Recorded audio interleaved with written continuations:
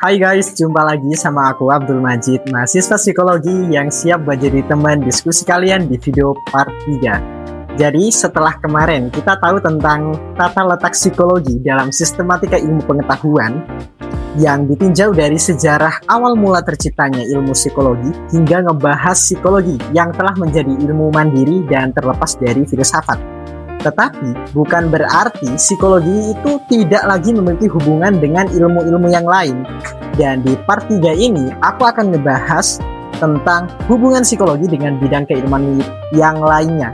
Jadi stay di video part 3 ini hingga selesai supaya kalian paham. Psikologi sebagai ilmu pengetahuan yang objek utamanya adalah manusia, mempelajari perilaku sebagai perwujudan dari kehidupan jiwa. Manusia itu memiliki banyak aspek untuk dipandang, dan tentunya tidaklah cukup jika kita memandang manusia hanya dari satu perspektif saja. Dan ini terbukti dari banyaknya ilmu pengetahuan yang objek utamanya itu juga manusia.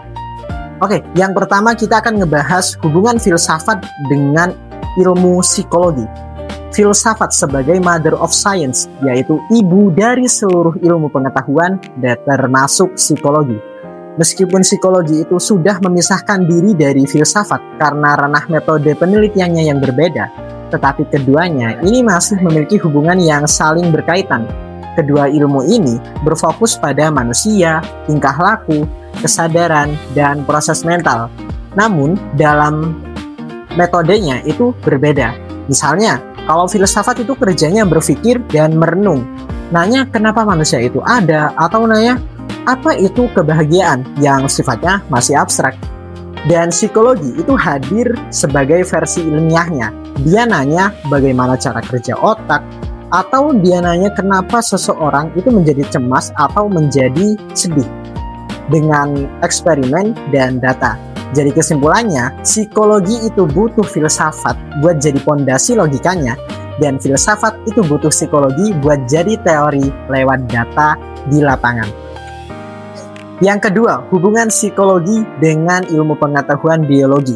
Biologi, di mana semua benda atau makhluk hidup itu menjadi objek darinya. Seperti di awal tadi bahwa manusia itu memiliki banyak aspek untuk kita pandang. Maka setiap ilmu itu juga memiliki pandangan atau perspektif yang berbeda-beda. Namun di segi-segi tertentu terdapat juga kesamaan. Misalnya nih, psikologi dan biologi yang berhubungan erat melalui biopsikologi.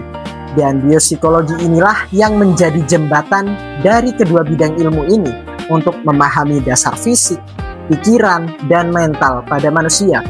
Hubungan ini bersifat dua arah teman-teman, yaitu perilaku manusia dapat mempengaruhi proses biologis, dan proses biologis itu juga dapat mempengaruhi perilaku dan kondisi mental. Jadi, dengan memahami biologi akan ngebantu kita buat ngerti alasan dan kondisi apa yang terjadi pada mental kita. Dan memahami psikologi membantu kita mengetahui cara mengatasinya agar otak kita itu lebih sehat.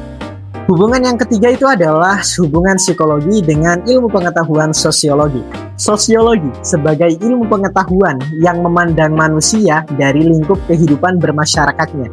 Maka tidak mengherankan jika ada banyak titik pertemuan dari kedua ilmu ini dalam memahami dan mempelajari manusia. Alasannya satu, karena sama-sama fokus pada manusia sebagai objeknya.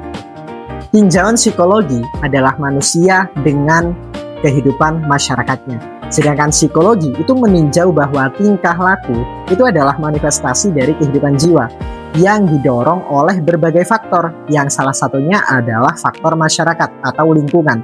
Maka dari adanya persamaan-persamaan ini terciptalah cabang ilmu psikologi yang disebut dengan psikologi sosial, yaitu bidang psikologi yang berfokus menyelidiki dan mempelajari tingkah laku manusia dalam masyarakat dan sosial.